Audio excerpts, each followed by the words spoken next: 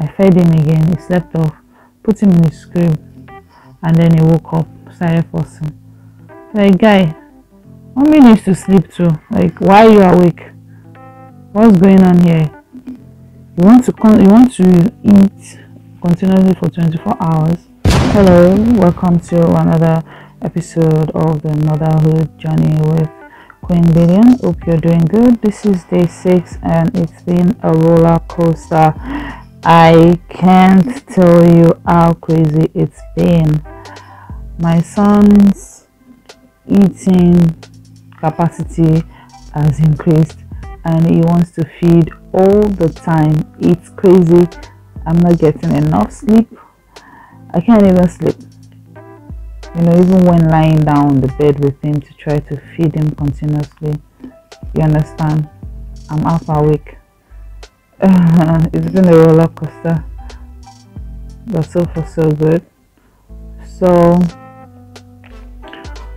the community midwife was supposed to come over to the house to get his blood sample for the day 5 test, but they called last minute to say that we should come to the center instead. So yeah, with my sore body, I had to, you know, take the baby to the center for them to take the blood test and all of that. The daddy was there to carry the baby in the car seat and all of that, so it wasn't so stressful, but moving about was quite strenuous. I was winching every step of the way. So got to see the midwife. They weighed him again. He had lost some weight, which is expected according to them. And then they took his blood sample from his feet. It was quite a funny experience. And yeah, we had to take off all of his clothes for them to get him properly weighed and all of that. So basically that was what the visit was about, for them to do his tests and all of that. And then so they asked about the breastfeeding and I complained about his latching, and so they explained to me that if by the time the nipple comes out of his mouth and it is stretched and is no longer looking the way it should look normally, that means he is nipple feeding, and that is what is causing me pain. Oh my god, like really? And I'm like, so how do I correct this, because I can't continue to, you know, bring these severe pains and want to go the whole 9 yards with this breastfeeding thing. So got so good. The midwife, experienced, fantastic lady, said, okay, show me how you feed them. So I decided to show her, just who I've been showing all the other professionals that have been saying, oh, you're doing well. So immediately, asked once in one, she said, no, belly to belly. She has a very funny accent. Belly to belly, you know, your baby must be facing you, mouth facing the belly. His belly must be facing your belly, and his face must be facing you directly, not that his body is facing somewhere and then you are trying to turn only his head. Every member of his body must be facing you. That's the first step. And then you bring the breast to the baby. While what I've been hearing is you bring the baby to the breast. So you bring the baby to the breast, so that means you are in control. So you put the breast on his nose and between his nose and his upper lip, and that will make him to open his mouth. And so once the mouth is open, that is your cue to quickly put the breast in the roof of the mouth, and that way you get all of the part of the breast, the areola, into the mouth. I mean, doesn't that sound just wonderful and practical? So we tried it and it worked fine, and honestly my breasts felt better. But one thing I noticed is that my son has gotten used to the bad habit of nipple feeding. So it seems like once you even latch him correctly, he sort of pushes the breast out of the mouth and brings only the nipple out. But we've been having that fight for the last 24 hours. I will remove the breast from his mouth and say, baby, you must latch properly. If you do not latch properly, no food for you. So we keep doing it, repeating it till it stays correctly on the breast. So that was a good take home for me. And then got another midwife to check the stitches, and she said the stitches are fine. And then they also mentioned that I should use hot water to, clean up this navel area till the attachment drops off. And then the midwife that came to check my stitches checked my belly and said, "Oh, I was full of gas." And then, "Are you farting?" I said, "No." He said, "You need to be farting." It was so funny. I laughed, and it was good because the kind of pain that I would have felt laughing that much would have been so excruciating, but it wasn't so bad. And so she advised that I should get peppermint tea, that once I drink the peppermint tea, 2 bags, half cup, and then walk around and then fart and then go to the toilet, and it will make my bloated stomach to go down, and then the stomach will decrease. So he said I can have it up to like 3 times a day or more if I want. So, and I already had the mint tea, which was recommended by another midwife from the maternity ward earlier. So I'm still drinking that. And so far so good. It actually helps with digestion. It has been helping me to go to the toilet more frequently.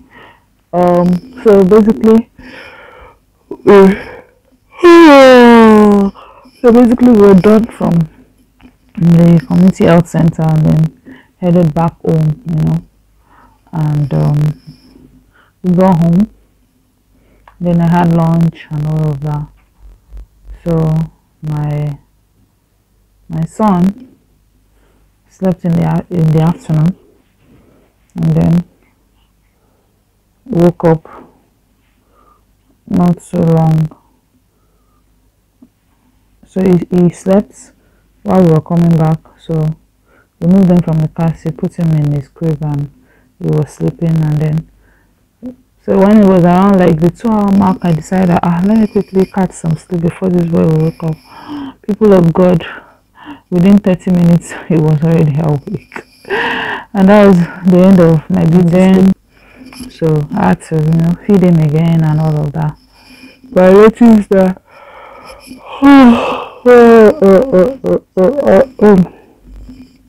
so by the time that was around 5-ish. Okay, yeah. So I fed him, and then I had bowel movements. So he slept. I went to the restroom. Barely 10 minutes, I was already hearing his voice. He didn't sleep. I was wondering, like, this boy, you've just been fed for like 1 hour. Exactly. He fed for 1 hour straight. Exactly. He fed for 1 hour straight. And then I came out, and he was fussy.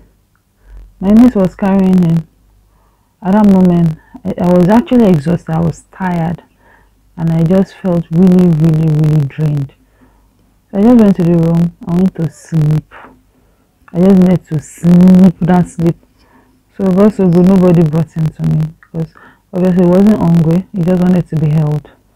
So she just held him, and he just maintained the school. I woke up, went to have a hot shower.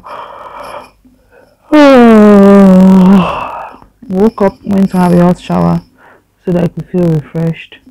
And that was around 10:30. And then from that time on, we resumed duty again. We started feeding and feeding and feeding till like 12:30. He wasn't sleeping, but eventually I had to bring him to bed with me to continue sucking, and so that I could at least lie down after that 2-hour mark and all of that. And so he slept by my side all through the night after having his fill of the breast feast and fiesta. So by morning, he woke up again fussy, changed his nappies, and I fed him again. He slept off, put him in his crib, and then he woke up, started fussing. Like, guy, mommy needs to sleep too. Like, why are you awake? What's going on here? You want to eat continuously for 24 hours? Like, no. So I had my nephew and my niece. That's him. He has been feeding on me for the last hour. I don't carry him so that I could clear my head and then feed him again. Hopefully he sleeps longer now. Oh, can you hear me really? Hopefully he sleeps now so that I can also catch a well-deserved rest, at least barest minimum of 3 hours, which is what I expect him to be sleeping for. So the midwives showed us how to burp him and let gas out of the system. So apparently that had been impeding him from eating much more.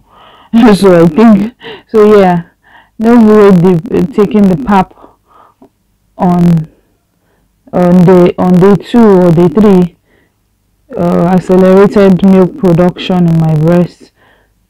The burping has actually created more space in his stomach, and I think that is why he's feeling much more.